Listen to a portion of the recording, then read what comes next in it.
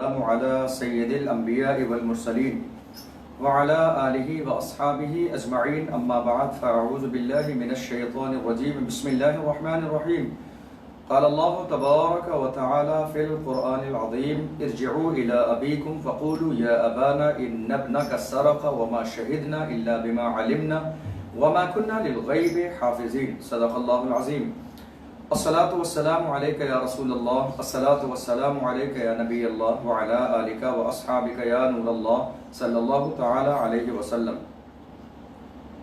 کل آپ نے سماعت فرمایا کہ حضرت یوسف علیہ السلام کے بھائی بنیامین کے سامان میں غلے میں بادشاہ کے پینے کے پانی کا جو پیالہ تھا وہ آپ کے سامان میں نکلا اور اس کے بعد آپ پر چوری کا الزام لگا، اور حضرت یوسف علیہ السلام نے آپ کے بھائیوں سے فرمایا کہ تمہارے قانون میں کیا سزا ہے اس شخص کی کہ جو چوری کر لے؟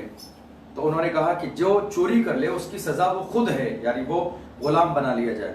تو حضرت یوسف علیہ السلام نے جب واضح فرمایا کہ بنیامین نے چوری کی ہے لہذا تمہیں اسے مصر کی سرزمین پر چھوڑنا پڑے گا، تو اب تمام بھائی بہت منت و سماجت کرنے لگے حضرت یوسف علیہ السلام کی کہ ہم نے اپنے والد سے عہد و پیمان کیا ہے، اگر غلطی ہمارے بھائی کی ہے تو آپ ان کے بدلے میں ہم 10 بھائیوں میں سے کسی اور کو لے لیں، مگر بنیامین کو آپ ہمارے ساتھ جانے دیجیے۔ حضرت یوسف علیہ السلام نے ارشاد فرمایا کہ جس نے چوری کی ہے اس چوری کے بدلے میں اسی کو روکا جائے گا۔ آپ نے فرمایا ارجعوا الی ابیکم کہ تم اپنے والد کے پاس جاؤ اور کہنا اے ہمارے والد آپ کے بیٹے نے چوری کی ہے اور ہمارے سامنے یہی ثابت ہوا ہے اور ہمیں اسی چیز کی خبر ہے، ہم کوئی غیب کے محافظ نہیں ہیں، یعنی ہماری نگاہوں کے سامنے یہی ثابت ہوا دلائل کی روشنی میں کہ ہمارے بھائی کے سامان سے غلے سے سونے کا پیالہ نکلا یا پانی پینے کا پیالہ نکلا، اس کی چوری ثابت ہو گئی۔ اور اس کے بعد جب یہ لوگ پہنچے یا پہنچ گئے تو کہا وَاسْأَلِ الْقَرْيَةَ الَّتِي كُنَّا فِيهَا وَالْعِيرَ الَّتِي أَقْبَلْنَا فِيهَا وَإِنَّا لَصَادِقُونَ۔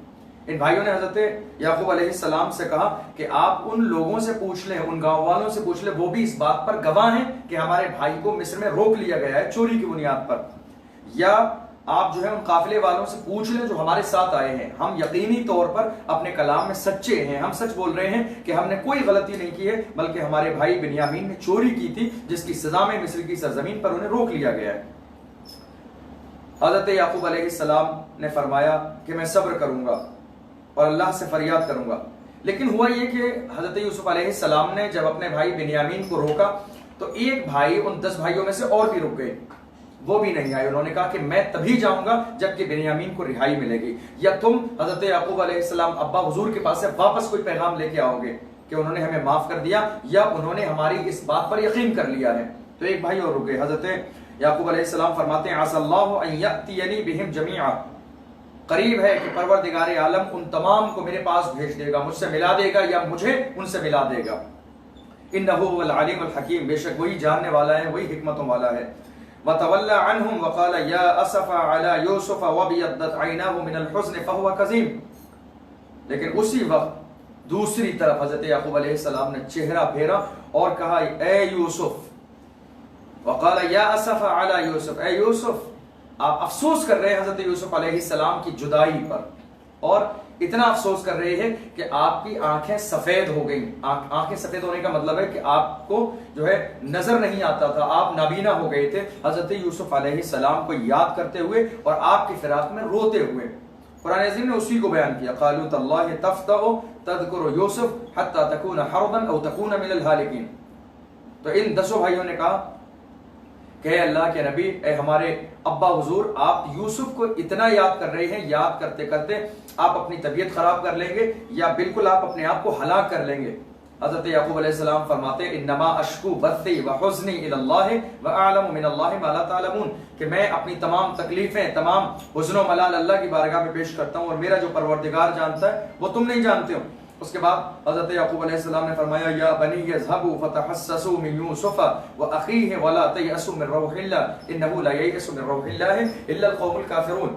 حضرت یعقوب علیہ السلام نے فرمایا کہ تم دوبارہ اس کی تلاش میں نکلو، جاؤ اور تلاش کر کے لے کے آؤ، اور اللہ کی رحمت سے نا امید مت ہو، اللہ امید رکھنے والوں کو مایوس نہیں فرماتا ہے.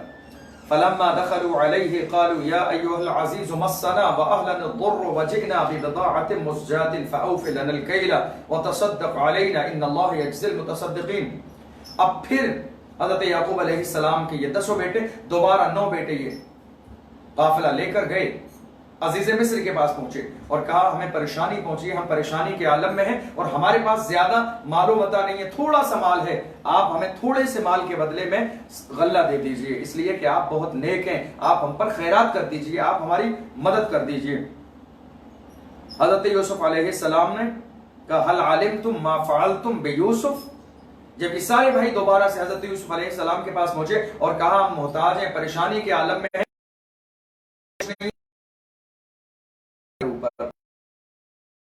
حضرت یوسف علیہ السلام نے فرمایا هل علمتم ما فعلتم بیوسف. تمہیں یاد ہے، تمہیں معلوم ہے، تمہیں خبر ہے کہ تم نے یوسف کے ساتھ کیا کیا تھا، تم نے تمہارے بھائی یوسف کے ساتھ کیا کیا تھا. وَأَخِيهِ إِذْ أَنْتُمْ جَاهِلُونَ، کہ تم نے یوسف کے ساتھ اور ان کے بھائی کے ساتھ کیا کیا. قَالُوا أَإِنَّكَ لَأَنْتَ يُوسف. اسی درمیان بھائیوں نے حضرت یوسف علیہ السلام کو پہچان لیا اور کہا آپ یوسف ہیں. قَالُوا أَإِنَّكَ لَأَنْتَ يُوسف، آپ یوسف ہیں. قَالَ أَنَا يُوسف وَهَذَا، محروم کرنے کی کوشش کی، تم نے باپ کے سائے سے دور کرنے کی کوشش کی، لیکن تم نے جتنا مٹانا چاہا اللہ نے اتنی بلندی عطا فرمائی. حضرت یوسف علیہ السلام کہتے ہیں قد من اللہ علینا، اللہ نے ہمارے اوپر احسان فرمایا. انہ من یتق ویصبر، اور اللہ ان لوگوں پر احسان فرماتا ہے جو اللہ سے ڈرتے ہیں اور صبر کرتے ہیں. اللہ ان لوگوں پر بھی کرم فرماتا ہے جو اللہ سے ڈرتے ہیں، جن کے دل میں اللہ کا ڈر ہوتا ہے، جو اللہ سے ڈرتے ہیں. گناہ کرنے سے پہلے دل میں خیال ہوتا ہے اللہ دیکھ رہا ہے، غیبت کرنے سے پہلے خیال ہوتا ہے اللہ دیکھ رہا ہے، برائی کرنے سے پہلے خیال ہوتا ہے اللہ دیکھ رہا ہے، تہمت لگانے سے پہلے خیال ہوتا ہے اللہ دیکھ رہا ہے، ماحول کو خراب کرنے سے پہلے خیال ہوتا ہے اللہ دیکھ رہا ہے. کسی بھی بہتر ماحول کو فساد والے نظام میں بدلنے کی کوشش کی جاتی ہے اور دل میں خیال ہوتا ہے اللہ دیکھ رہا ہے، اللہ دیکھ رہا ہے. حضرت یوسف علیہ السلام فرماتے ہیں اللہ نے احسان فرمایا، اور بے شک اللہ احسان فرماتا ہے ان لوگوں پر جو اللہ سے ڈرتے ہیں. اللہ کا ڈر ہر وقت ہونا چاہیے، زندگی کے ہر پہلو میں اللہ کا ڈر ہونا چاہیے. کامیابی اسی کے لیے جو اللہ سے ڈرتا ہے، کامیابی اسی کے لیے ہے جس کے دل میں اللہ کا خوف ہوتا ہے. جس کے دل میں اللہ کا خوف ہوتا ہے وہ برائیاں نہیں کرتا ہے، جس کے دل میں اللہ کا خوف ہوتا ہے وہ غیبت نہیں کرتا ہے، جس کے دل میں اللہ کا خوف ہوتا ہے وہ انا کا مسئلہ نہیں بناتا ہے، جس کے دل میں اللہ کا خوف ہوتا ہے وہ اللہ و رسول کا فرمان سن کر سر جھکا لیتا ہے تواضع کے ساتھ. جس کے دل میں اللہ کا ڈر ہوتا ہے وہاں غرور نہیں ہوتا ہے، جس کے دل میں اللہ کا ڈر ہوتا ہے وہاں تکبر نہیں ہوتا ہے، جس کے دل میں اللہ کا ڈر ہوتا ہے وہاں گھمنڈ نہیں ہوتا ہے، جس کے دل میں اللہ کا ڈر ہوتا ہے وہاں سینہ چوڑا کرنے والا مزاج نہیں ہوتا ہے، جس کے دل میں اللہ کا ڈر ہوتا ہے وہ لوگ کسی کے خلاف سازشیں نہیں کرتے ہیں، جس کے دل میں اللہ کا ڈر ہوتا ہے وہ کبھی برائیاں نہیں کرتے، جن کے دل میں اللہ کا ڈر ہوتا ہے وہ ہمیشہ اللہ کے دین کے فروغ کے لیے دن و رات تیاریاں کرتے ہیں. حضرت یوسف علیہ السلام فرماتے ہیں اللہ نے ہم پر احسان فرمایا اور اللہ ان پر احسان فرماتا ہے جو اللہ سے ڈرتے ہیں. آپ جائزہ لیجئے آپ کا، آپ اپنا محاسبہ کیجئے، مکاشفہ کیجئے اور غور کیجئے آپ کی زندگی میں کہ آپ کے دل کے اندر اللہ کا ڈر موجود ہے. برائی کرنے سے پہلے کبھی آپ کو یہ خیال نہیں آیا کہ اللہ دیکھ رہا ہے؟ آپ جس کی برائی کر رہے ہیں یقیناً وہ آپ کے سامنے موجود نہیں ہے، وہ آپ کے پاس موجود نہیں ہے، لیکن آپ برائی کر رہے ہیں. کیا کبھی آپ کے دل میں یہ خیال نہیں آیا کہ آپ جس کی برائی کر رہے ہیں بھلے ہی اسے معلوم نہ ہو لیکن اس کا پروردگار دیکھ رہا ہے، جو آپ کا مالک ہے، جس نے آپ کو پیدا کیا، هو الذی خلق الموت والحیات، وہ جس نے زندگی اور موت دی، وہ پروردگار دیکھ رہا ہے.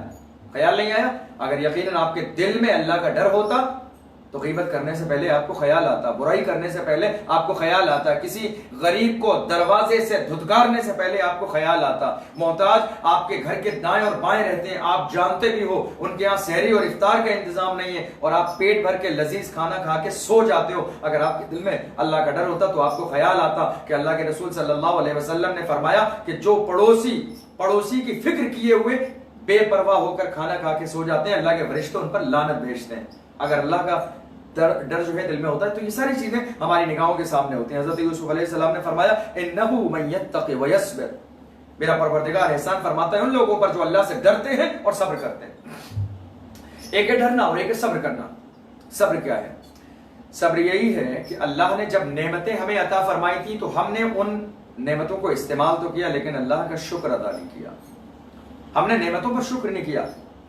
ہم اگر اللہ کی نعمتوں کا شمار کرنا چاہیں، قرآن کہتا ہے وَإِن تَعُدُّوا نِعْمَتَ اللَّهِ لَا تُحْصُوهَا، اگر اللہ کی نعمتوں کا شمار کرنا چاہو تو شمار نہیں کر سکتے. کتنی نعمتیں ہیں. ہمارا یہ وجود نعمت ہے، زبان نعمت ہے، ہماری آنکھوں میں دیکھنے کی روشنی، دیکھنے کی طاقت ہے، یہ نعمت ہے. ہمارے کانوں میں سننے کی طاقت ہے، یہ نعمت ہے. ہماری ناک میں سونگھنے کی صلاحیت ہے، نعمت ہے. ہمارے ہاتھوں میں حرکت کرنے کی صلاحیت ہے، نعمت ہے. ہم زندہ ہیں، یہ نعمت ہے. ہمارا ایمان سلامت ہے، یہ نعمت ہے. ہمارے ہاتھوں میں دامن مصطفیٰ ہے، یہ نعمت ہے. ماں باپ زندہ ہیں، نعمت ہے. ہمارے پاس سر چھپانے کے لیے گھر ہے، یہ نعمت ہے. زندگی گزارنے کے لیے ضروریات کی چیزیں موجود ہیں، نعمت ہے. ہمارے بھائی موجود ہیں، نعمت ہے. گھر اور فیملی موجود ہے، نعمت ہے. ہم ایسے معاشرے میں زندگی گزار رہے ہیں کہ جہاں ہم اپنی مرضی کے مطابق اللہ کی عبادت کر سکتے ہیں، نعمت ہے.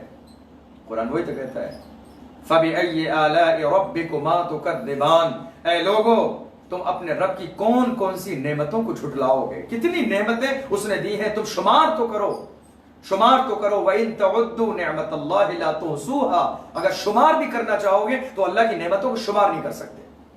اللہ ان پر احسان فرماتا ہے جو صبر کرتے ہیں. آپ صبر کیجئے. صبر کیا ہے؟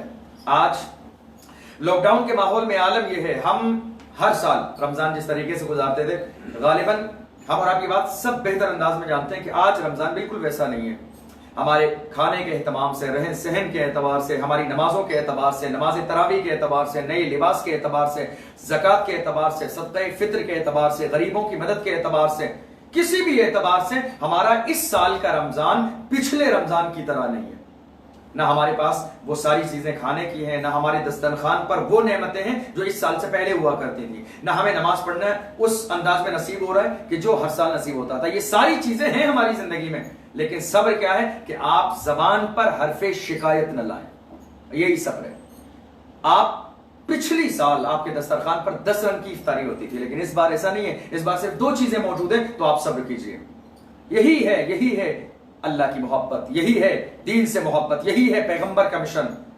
میرے آقا صلی اللہ علیہ وسلم دعا کر رہے ہیں، اے اللہ مجھے ایک دن کھانا دے تاکہ کھانا کھاؤں تو شکر ادا کروں، اور ایک دن بھوکا رہوں تاکہ بھوکا جب میں رہوں گا تو صبر کروں گا. اے اللہ مجھے شکر کا بھی ثواب مل جائے، مجھے صبر کا بھی ثواب مل جائے. صبر ہماری زندگی میں ہونا چاہیے. زبان پر حرف شکایت نہ ہو. اگر ہمیں آج 2 وقت کا کھانا وقت سے دسترخوان پر بیٹھ کر ملتا ہے تو ہماری زبان پر حرف شکایت نہیں آنا چاہیے. کیوں؟ اس لیے کہ آپ ذرا غور کیجئے. آپ جب سحری کے لیے شام میں لیٹتے ہیں بستر پہ تو آپ کو معلوم ہوتا ہے کہ آپ سحری کے وقت جاگیں گے تو آپ کے کھانے کا انتظام ہوگا. لیکن ہمارے معاشرے میں کتنے سارے لوگ ایسے ہیں کہ جو بیچارے رات کو سوتے تو ہیں لیکن ان کے دماغ میں یہ ہوتا ہے کہ سحری ہم کیسے کریں گے. روزہ رکھنے کے بعد ان کے دماغ میں یہ ہوتا ہے کہ ہم افطار کیسے کریں گے، روزہ کیسے کھولیں گے. ہماری نگاہوں کے سامنے ہیں لوگ پتے کھا رہے ہیں، لوگ بھوکے ہیں. کتنی جگہ کے واقعات ہماری نگاہوں کے سامنے ہیں کہ 3-3 4-4 دن بھوکے رہنے کی وجہ سے لوگوں کی موت ہو گئی. کیا یہ اللہ کا شکر ادا کرنے کا موقع نہیں ہے کہ آج عزت کے ساتھ ہمیں ہمارے گھر میں دال اور روٹی نصیب ہو رہی ہے؟ کیا یہ اللہ نہیں ہے کہ ہم اللہ کا شکر ادا کریں؟ یقیناً یہ اللہ کا احسان ہے کہ اللہ ہمیں روزی دیتا ہے عزت کے ساتھ. ہمارے گھر میں اس مبارک موقع پہ ہم محبت کے ساتھ، احترام کے ساتھ اس رزق کی قدر کرتے ہوئے کھائیں اور اللہ کا شکر ادا کریں. حضرت یوسف علیہ السلام فرماتے ہیں اللہ نے احسان فرمایا اور اللہ احسان فرماتا ہے، ان پر کرم فرماتا ہے جو اللہ سے ڈرتے ہیں اور صبر کرتے ہیں. فإن اللہ لا یضيع اجر المحسنین، اس لیے کہ اللہ نیکوکاروں کے اجر کو ضائع نہیں فرماتا ہے. قالوا تاللہ لقد آثرک اللہ علینا وإن كنا لخاطئین. اب سچویشن دیکھیے آپ کیا ہے. حضرت یوسف علیہ السلام موجود ہیں محل میں، آپ کے بھائی بنیامین موجود ہیں، اور وہ 10 بھائی کہ جنہوں نے آپ پر ظلم کیا تھا وہ بھی موجود ہیں اور انہوں نے آپ کو پہچان لیا. جب آپ کو پہچان لیا تو انہوں نے کہا لقد آثرک اللہ علینا، اللہ نے آپ کو ہم پر فضیلت دی ہے. تقریباً یہ بات ماننے میں مفسرین فرماتے ہیں 80 سال لگ گئے. 80 سال کا زمانہ گزر گیا. ایک روایت میں 40 سال کا زمانہ گزر گیا، تب جا کے حضرت یوسف کے بھائیوں نے حضرت یوسف کی فضیلت کو قبول کیا کہ واقعی اللہ نے آپ کو ہم پر فضیلت عطا فرمائی ہے. آپ ہماری طرح نہیں ہیں، ہم سے زیادہ فضیلت والے اور عزت والے ہیں، مقام و مرتبے والے. لقد آثرک اللہ علینا، کہ اللہ نے آپ کو ہم پر فضیلت عطا فرمائی ہے. وَإِن كُنَّا لَخَاطِئِينَ، اے یوسف آپ کو اللہ نے فضیلت دی ہے مگر ہم نے جو کچھ کیا وہ غلط تھا، ہم خطا وار ہیں. ہم قصوروار ہیں، ہم مجرم ہیں، ہمیں اعتراف جرم ہے، آپ ہمیں معاف کر دیں۔ حضرت یوسف علیہ السلام کو آپ دیکھیے، اتنی پریشانیاں برداشت کرنے کے بعد پیغمبر کا مزاج دیکھیں، اخلاق کسے کہتے ہیں، تواضع کسے کہتے ہیں۔ حضرت یوسف علیہ السلام فرماتے ہیں لا تثریب علیکم اليوم یغفر اللہ لکم، جاؤ آج تم پر کوئی گناہ نہیں ہے، میں نے تمہاری غلطی کو معاف کر دیا، اللہ تمہارے اوپر رحم فرمائے، وہو ارحم الراحمین، اور وہ سب سے زیادہ بہتر رحم فرمانے والا ہے۔ لا تثریب علیکم اليوم، آج تم پر کوئی گناہ نہیں ہے، کوئی جرم نہیں ہے، کوئی تمہاری پکڑ نہیں ہے، میں نے تم سب کو معاف کر دیا۔ ایک پل میں، ایک جملے میں، ایک جملہ کہا معاف کر دیجیے، بس معاف کر دیا۔ 40 یا 80 سال والد سے دور رہے، والد کی محبت سے دور رہے، ان کی شفقتوں سے محروم رہے، دور رہے، پریشانیاں اٹھائیں، جیل جانا پڑا، تکلیفیں اٹھائیں، لوگوں نے جان مارنے کی کوشش کی، قتل کرنے کی کوشش کی، سب کچھ برداشت کرنے کے بعد آج تمام تر پاور حضرت یوسف علیہ السلام کے پاس ہے، عزیز مصر ہے، مگر ایک جملہ جب بھائیوں نے کہا معاف کر دیجیے تو حضرت یوسف علیہ السلام نے فوراً معاف کر دیا۔ اس کے بعد ان بھائیوں نے حضرت یعقوب علیہ السلام کی پوری ڈیٹیل بتائی کہ آپ کو معلوم ہے کہ یعقوب علیہ السلام ہمارے اور آپ کے یاد میں، آپ کی محبت میں روتے روتے نابینا ہو گئے، اندھے ہو گئے۔ حضرت یوسف علیہ السلام نے فرمایا اذهبوا بقمیصی ھذا فالقوه علی وجہ ابی یأت بصیرا، وہی قمیص حضرت یوسف علیہ السلام کو حضرت یعقوب علیہ السلام نے دی تھی، وہی قمیص۔ فرمایا میری قمیص لے جاؤ، میرے جسم سے ٹچ ہونے والا لباس لے جاؤ۔ آپ دیکھیں یہ چیزیں، میں نے پہلے بھی عرض کیا تھا، یہ تبرکات کیا ان کی اہمیت ہے۔ ایک نبی کو، حضرت یعقوب علیہ السلام کون ہے؟ اللہ کے نبی، اللہ کے پیغمبر، اور ایک پیغمبر کو تبرک کی برکت سے ان کی آنکھوں میں روشنی واپس آ رہی ہے۔ عام انسان کو نہیں، گنہگار کو نہیں، ہماری آپ کی طرح گنہگار نہیں، ایک اللہ کے جلیل القدر پیغمبر کی آنکھیں چلی گئی، روشنی چلی گئی، اور دوسرے نبی کے جسم سے لگنے والا کرتا جب ان کی آنکھوں پہ ڈالا جاتا ہے تو ان کی آنکھوں میں روشنی واپس آ جاتی ہے۔ حضرت یوسف علیہ السلام فرماتے ہیں اے میرے بھائی اذهبوا بقمیصی، میری قمیص لے جاؤ، فالقوه علی وجہ ابی، میرے باپ کے چہرے پہ، آنکھوں پہ ڈال دو، یأتی بصیرا، جیسی آنکھوں پہ ڈالو گے روشنی واپس آ جائے گی۔ یہ میرے کرتے کی برکت ہے۔ یہودا، یہ وہی بھائی ہیں کہ جو جنگل سے بچپن میں خون لگا کے لائے تھے آپ کے کرتے پہ، اور کہا تھا بھیڑیا کھا گئے، وہ کہتے ہیں یہ کام میں کروں گا۔ ایک زمانہ وہ تھا کہ میں یوسف کے کرتے پہ خون لگا کے لے گیا تھا، جھوٹ بولتے ہوئے کہ بھیڑیے نے کھا لیا، زندگی میں دوبارہ بھی کرتا میں ہی لے جاؤں گا، خوشخبری دیتے ہوئے کہ یوسف مل گئے، یہ کام مجھے سونپا جائے۔ روایتوں سے پتہ چل جائے، تفسیر سے پتہ چلتا ہے کہ 7 روٹیاں ان کے کھانے کا انتظام کیا گیا کہ یہ جائیں گے اور خبر دیں گے۔ تفسیر میں ہے کہ وہ اتنے جوش میں گئے حضرت یوسف علیہ السلام یہ جاننے کے بعد کہ میرا بھائی عزیز مصر ہے، اس کرتے لے کو اتنے جوش میں گئے کہ پورے سفر نہ انہوں نے کچھ کھایا نہ پیا۔ اور اس کے بعد جب وہ پہنچے وَأْتُونِي بِأَهْلِكُمْ أَجْمَعِينَ، اور حضرت یوسف علیہ السلام نے فرمایا ان کے چہرے پہ ڈالنا، جب ان کی آنکھیں روشن ہو جائیں گی تو تم ان سب خاندان والوں کو لے کے مصر جانا۔ اور آپ نے یہودا کے ساتھ بہت سارے گھوڑے اور جو ہے سفر کا سامان تیار کر کے بھیجا کہ ان سب پہ ان گھر والوں کو سوار کر کے لانا۔ وَلَمَّا فَصَلَتِ الْعِيرُ قَالَ أَبُوهُمْ إِنِّي رُوحَ يُوسُفَ لَوْلَا أَن تُفَنِّدُونَ۔ اب جیسے یہ ادھر سے نکلے، ادھر حضرت یعقوب علیہ السلام فرماتے ہیں مجھے یوسف کی خوشبو آ رہی ہے، مجھے یوسف کی خوشبو آ رہی ہے۔ اللہ اکبر۔ قالوا تاللہ انک لفی ضلالک القدیم۔ حضرت یوسف علیہ السلام کے والد محترم حضرت یعقوب علیہ السلام فرماتے ہیں میں یہ بات کہوں گا تو تم یہ سوچو گے کہ ان کا دماغ جو ہے اس وقت میں یوسف کی محبت میں اتنا خود رفتہ ہو چکا ہے کہ ہر جگہ انہیں یوسف کی خوشبو نظر آتی ہے۔ قالوا تاللہ انک لفی ضلالک القدیم۔ تو ان لوگوں نے کہا اللہ کی قسم آپ تو پرانی والی اسی محبت میں خود رفتہ آئیں گے، پہلے جیسی محبت تھی آج بھی آپ کی وہی کنڈیشن ہے۔ فلما ان جاء البشیر القاه على وجهه فارتد بصيرا، تو جب خوشخبری دینے والا آیا یعنی یہودا، جب وہ کرتا لے کے آئے، القاه على وجهه، حضرت یعقوب علیہ السلام کے چہرے پہ ڈالا، فارتد بصيرا، تو انہیں نظر آنے لگا، ان کی آنکھوں کی روشنی واپس آ گئی۔ قال الم اقل لکم انی اعلم ما لا تعلمون. حضرت یعقوب علیہ السلام فرماتے ہیں اے میرے بیٹو کیا میں نے تم سے نہیں کہا تھا جو میں جانتا ہوں وہ تم نہیں جانتے ہو. تم نے کہا تھا یوسف کو بھیڑیا کہا گیا, میرے دل نے آج تک یہ بات مانی نہیں تھی, میں نے قبول نہیں کیا تھا, اور آج دیکھ لو جو میں نے کہا تھا وہ ثابت ہو گیا, جو میں جانتا ہوں وہ تم نہیں جانتے ہو. قالوا یا ابانا استغفر لنا ذنوبنا انا كنا خاطئین.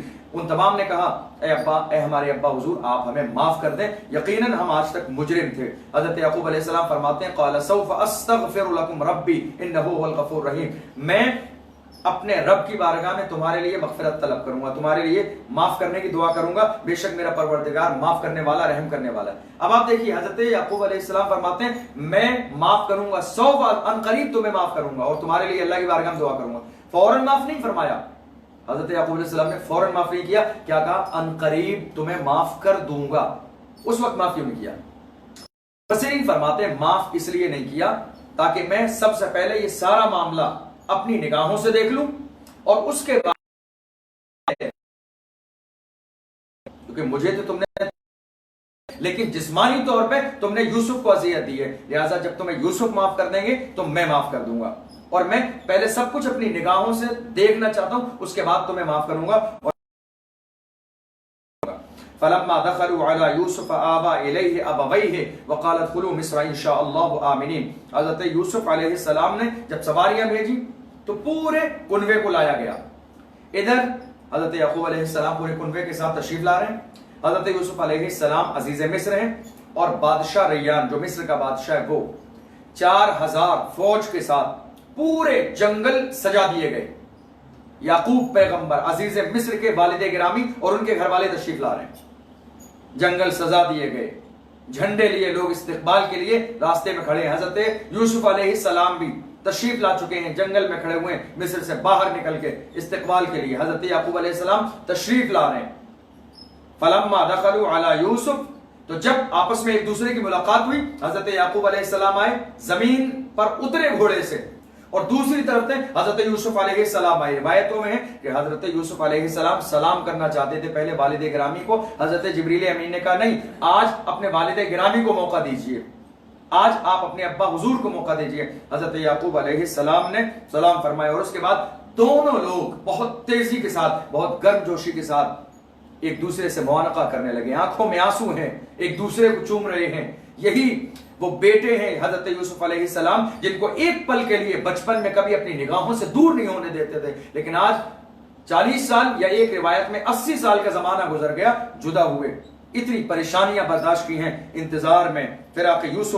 ابویہ کہا ہے یعنی عام طور پہ والد اور والدہ کو, لیکن چونکہ حضرت یوسف علیہ والدہ راعیل جن کا نام ہے ان کا بچپن میں انتقال ہو گیا, لیکن یہاں والدین کے ذکر کیوں آئے؟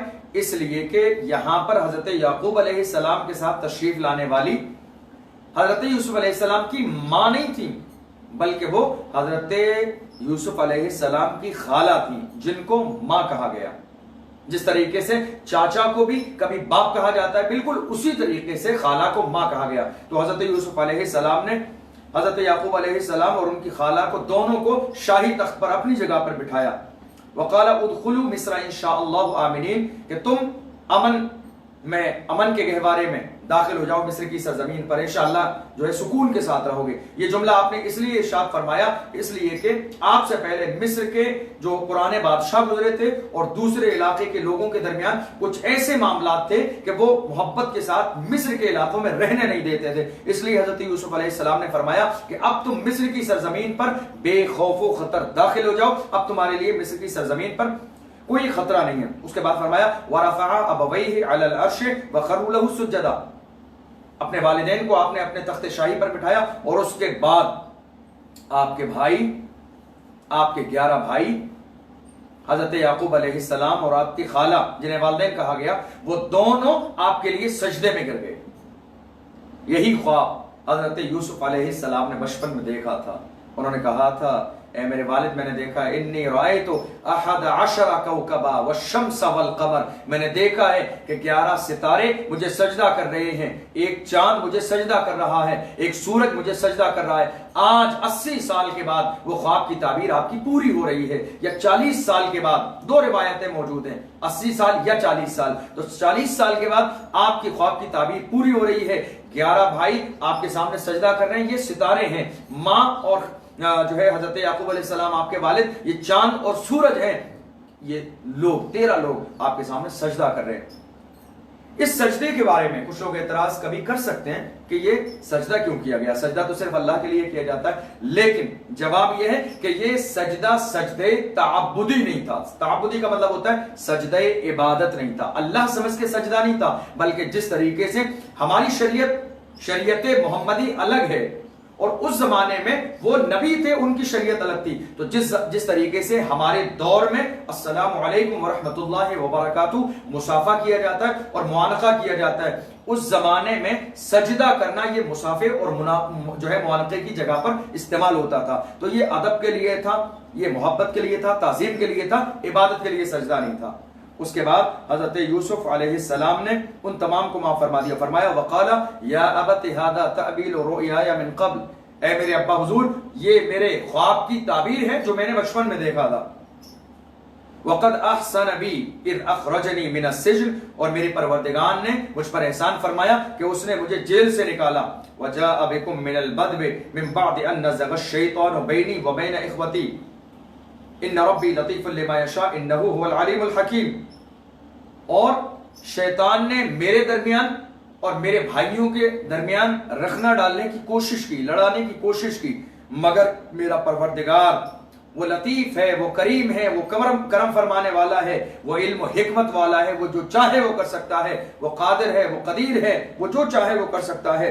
رب قد آتیتنی من الملک، حضرت یوسف علیہ السلام عرض کر رہے ہیں اے میرے پروردگار تو ہی ہے، یہ تیری شان بالا ہے کہ تو نے مجھے ملکیت اور حکومت عطا فرمائی، وعلمتنی من تأویل الاحادیث، اور تو نے مجھے خوابوں کی تعبیر کا علم عطا فرمایا، فاطر السماوات والارض، تو زمین و آسمان کا پیدا کرنے والا ہے، انت ولی فی الدنیا والآخرہ، تو میرا ولی ہے، تو میرا مالک ہے دنیا و آخرت میں، توفنی مسلما والحقنی بالصالحین، اے اللہ جب مجھے موت آئے تو اس عالم میں موت دینا تو، تاکہ میں دنیا سے صاحب ایمان ہو کر جاؤں، اور اے اللہ مجھے صالحین میں شمار فرما، مجھے صالحین سے ملا دے۔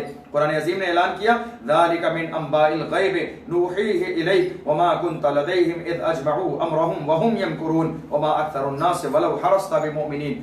تو اللہ کے رسول صلی اللہ علیہ وسلم نے یہ پورا واقعہ، پورا قصہ صحابہ اکرام کے درمیان سنایا جبکہ مطالبہ کیا گیا، تو قرآن نے کہا یہ غیب کی خبریں ہیں جو ہم آپ کو عطا فرماتے ہیں، لیکن بہت سے ایسے لوگ ہیں جو جاہل ہیں، ان چیزوں پر یقین نہیں رکھتے ہیں، ان چیزوں کو مانتے نہیں ہیں، کیونکہ جب رسول پاک صلی اللہ علیہ وسلم نے لوگوں کے سامنے اس طرح کے اور یہ واقعات سنائے تو کچھ ایسے یہودی تھے کہ جنہوں نے انکار فرما دیا، کلی طور پر اس پر یقین نہیں لائے، تو اللہ نے فرمایا وما اکثر الناس ولو حرصت بمؤمنین، کہ بہت سارے ایسے لوگ ہیں جو نادانی کی بنیاد پر یا سرکشی کی بنیاد پر ان ساری چیزوں پر یقین نہیں رکھتے ہیں، لیکن اللہ نے جو آپ کو بیان فرمایا یہ ساری چیزیں قرآن عظیم میں جو ذکر کیا گیا بالکل اس لیے ذکر کیا گیا تاکہ ہم ان ساری چیزوں سے عبرت حاصل کریں اور اس کے بعد ہم اپنی زندگی کو اس طریقے پر گزاریں جو زندگی کی کامیابی کا طریقہ ہے، کامیابی کا راستہ ہے۔ اللہ کے رسول صلی اللہ علیہ وسلم نے ہمیں ایک مکمل دستور حیات دیا ہے زندگی گزارنے کا۔ اللہ کی بارگاہ میں دعا کرتے ہیں پروردگار عالم ہمیں اسی دستور کے مطابق پوری زندگی گزارنے کی توفیق عطا فرمائے۔ اللہم صلی علی سیدنا و مولانا محمد وبارک وسلم صلاۃ و سلاما علیک یا رسول اللہ۔ مالک و مولا پروردگار عالم ہماری اس محفل کو اپنی بارگاہ میں قبول فرما۔ اے اللہ قصدن یا سہون کوئی لفظ شوئی ہو تو اپنے شان کریمی سے معاف فرما۔ اے اللہ ہم سب کو ایک اور نیک بنا۔ اے اللہ ہمیں جو بیمار ہیں انہیں شفاء کاملہ و عاجلہ عطا فرما۔ اے اللہ جو پریشان حال ہیں ان کی پریشانیوں کو دور فرما۔ اے اللہ جو بے روزگار ہیں انہیں برسر روزگار عطا فرما۔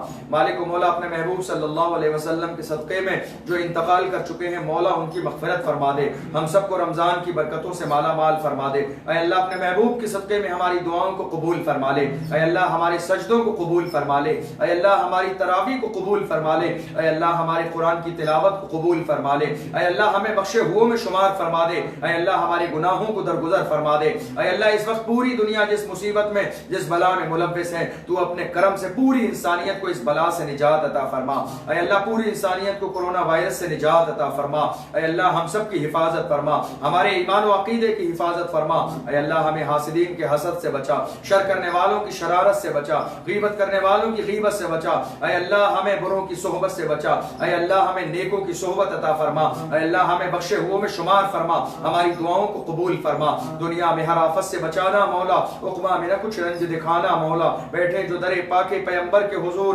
ایمان پر اس وقت اٹھانا مولا، ان اللہ و ملائکتہ یصلون علی النبی یا ایھا الذین آمنوا صلوا علیہ وسلموا تسلیما، اللہ رب محمد صلی علیہ وسلم، نحن عباد محمد صلی علیہ وسلم، سبحان ربک رب العزت عما یصفون وسلام علی المرسلین والحمد للہ رب العالمین وبحق لا الہ الا اللہ محمد رسول اللہ صلی